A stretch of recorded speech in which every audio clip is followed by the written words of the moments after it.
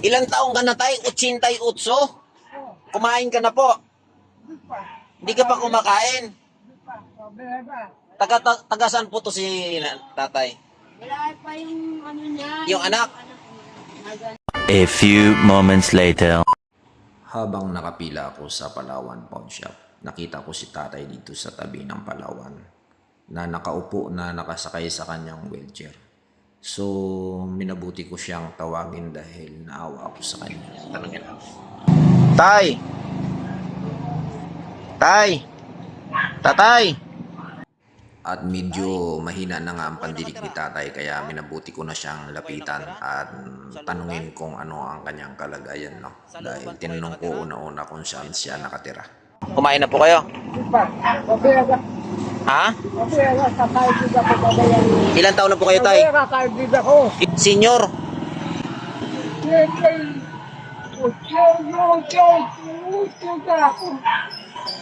Iti 8 years old na po si tatay. So, tinatanong ko po siya kung ilan po ang anak niya. So, nabanggit po sa akin ng isang babaeng nakatayo dito ay 3 daw Kumain ka na yung po? kanyang anak. Hindi ka pa kumakain? Taga saan po to si tatay? Wala pa yung ano niya. Yung anak? Nagano, nagpapalala. Ilan po yung anak nyo, tay? 3? Okay. Nasa Manila yung dalawa. Dito po kayo nakatira. Saan po ang probinsya nyo, tay? Ano pong probinsya nyo? Okay.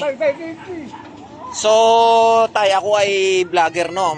Maliit na vlogger lang naman ako. Hindi man ganun. Okay lang, naka-record po kayo sa akin. Bibigyan kita ng pamasko. Kumain na po kayo, tay? Hindi pa kayo kumakain? Talaga? Bakit di pa ho kayo kumakain? Anong oras na? Alauna na po. Naantay na tawagin ako mo. Tatawagin. Medyo mainit po dito, tay. Naantay na. Inaantay niya. Kilala niyo po ito, ma'am? Yan. Tay, ano po ang pangalan niyo, tay? Orlando Gonzaga. Erlando Gonzaga. Oh, 88 anyos, tay, ha? Malakas ka pa, tay. Ano bang karamdaman niyo po, tay? Yung tuhod niyo po, diabetic na po yan. Malambot na. Isa natutumbayan na kuya. Kawawa naman, no? Sige, bibigyan kita ng pamasko, tay. At yung anak niya. Ito po yung anak. Ako po ay akong pamasko kay tatay, no? Dahil natanong ko kasi naawa ako habang nakaupo ako doon. Ay magki-claim ako ng kuan. Ay bibigyan ko si tatay ng 200 mga boss dahil pamasko. Naawa ako kay tatay, nakaupo ako kanina kasi nakikita ko siya nangihingi. Okay lang po, te. Ito po i-upload ko ha sa aking vlog ha. Okay lang po. Sige. Sige po, bigyan po kita ng 200 tay pang merienda. Pasok na po kayo doon, tay. Medyo mainit po dito. Opo, baka po tumaas ang inyong pressure, dugo nyo. Pasok na po kayo doon sa loob. Yan, maraming salamat, tay, ha. Yan, God bless. Merry Christmas po sa iyo. No problem po. Maraming salamat. God bless.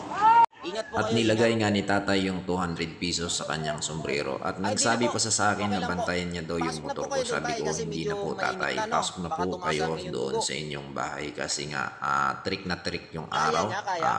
Alauna, mag-alas 2 ng hapon mga boss ay nandito siya sa gilid ng kalsada. So medyo nakakatayo pa naman si tatay at kailangan lang talaga na mayroon siyang gabay-gabay or yung tinatawag na guide. So tulak-tulak niya yung kanyang wheelchair. So yan, shout out sa iyo tatay. Sana maging maayos at maging healthy pa ang inyong kalusugan. God bless sa iyo tatay and advance happy new year. Sige po, tay. Salamat po. Ingat po kayo.